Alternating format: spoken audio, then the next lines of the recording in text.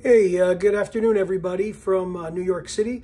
This is Nathan Ronen, CFA, co-founder of Chalk and Board, a CFA test prep company specializing in the Level 3 program. I have a big update for you. Big changes coming up for the Level 3 exam. So all Level 2 candidates who are going to be Level 3 candidates, or all current Level 3 candidates who are going to continue to be candidates, maybe not taking the exam this year in 2023. Some major changes, especially in 2025. But before I get into them, if you'd like to continue receiving these updates as they come out, or you'd like to hear what else is going on in the CFA world, press the subscribe button now and the notifications button on your system right now so that you can continue to receive them. So what's the big news? Well, there's a lot of marketing going on, and there's a lot of buzzing around about changes to the CFA program, a complete overhaul. They're taking everything out of the old programs and in with a new program. Let's not exaggerate this. There are changes being made. Bravo to the CFA Institute for doing so. The major changes that they've announced so far are at Level 1 and Level 2, but Level 3 candidates are going to be impacted as well.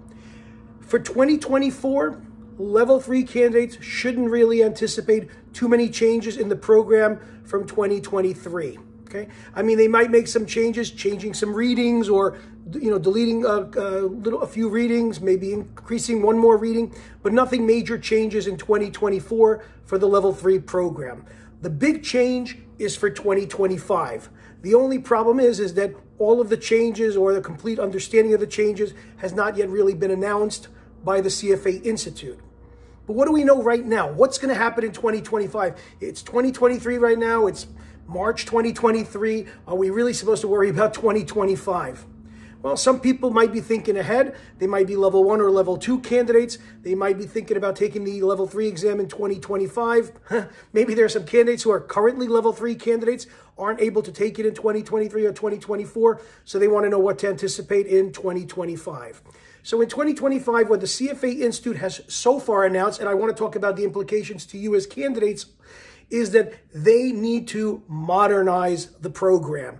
They need to make sure that the program is not only addressing the needs, the technical needs of Level 3 candidates who are entering the job market or in the job market, but also the needs of employers who are sponsoring the program, who are hiring candidates. They want to see that the CFA Institute is not sitting on its laurels and just producing the same program year in, year out with cosmetic changes. The world is changing, finance is changing, economics is changing, and the CFA Institute has to evolve with that as well through its CFA Level 3 program. So what's the big change? Well, the big change is that they are now going to have at Level 3 paths that you can select. We call them paths of specialization that you can select at Level 3 in order to get your CFA charter once you pass the Level 3 exam. Those three paths are going to be the traditional portfolio management path, which has been what it's been up to this point in time. And then they're going to add two new paths, one for private wealth management and one for private markets. Do we know what the readings are going to be in private wealth management? Do we know what the readings are going to be in private markets? Do we know what's going to be what? Absolutely not. They have not yet disclosed that, and I'm sure with time they will. So you need to be a little bit patient. However, these specializations, you can only select one. You won't be able to get a specialization in all three. So you'll have to select before you take the exam whether you're going to go the portfolio management route, the private markets route, or the private wealth management route. And that basically ascribes to the fact that many of the people taking the Level 3 program, or people in the CFA program, are pursuing different careers or different paths in portfolio management, in financial analysis, or in the financial services sector to begin with.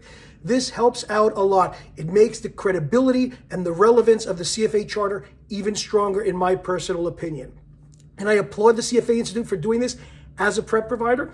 Maybe it'll make my world a little bit more difficult or change in terms of tutoring or creating a curriculum, but I applaud them for that because I want to see myself, my designation means something in the future, and so do you. So you should definitely be happy with this. However, here's the question people are asking. Nathan, what impact does this have on me? Well, if you're afraid of changes, if you're afraid that you might not have enough to look at in terms of mock exams and sample exams and practice exams, and you'll be the guinea pig for the 2025 program, then what I would suggest to you is get your CFA charter and pass it in 2023 and 2024 with the more or less current curriculum, because we don't know what those readings are going to be in 2025 or what the curriculum will actually look like. So that would be my suggestion to people who are concerned about the future. If you're applauding this and you think this is really relevant, well, you'll need to stay tuned to me and to the CFA Institute as they disclose more and I disclose more as it comes out about the different paths and what it's going to constitute. But I think you should all never be, especially if you're going to be in the financial services sector or in the area of economics or finance or portfolio management, ever afraid of change, because we surround it all the time. And so again, change can sometimes be a very good thing. So if you have questions, you can always reach out to me at Chalk and Board. It's chalkandboard.org is my website, CHALKAND, board, BOARD, chalkandboard.org. And I'd be happy to give you additional insight or additional information if you need any. But as of now, I would stay tuned and relax. Don't fret.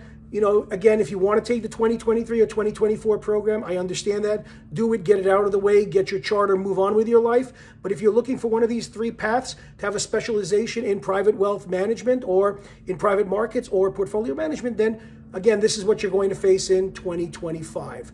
Now, again, don't be afraid. I keep saying this because a lot of times candidates, oh my God, the sky is falling, the sky is falling. They're changing to a computer-based exam. Well, we went over that hurdle, right? And we saw that it's not too bad. Now they're announcing a new change, these paths. I don't think it's going to be that bad either for you. So stay calm, decide when you want to take your exam, and then move it along. And if you have any questions, reach out to me. Have a great afternoon or a great evening wherever you are. And I wish you all the best of luck, and stay tuned and keep listening to my updates. Thank you.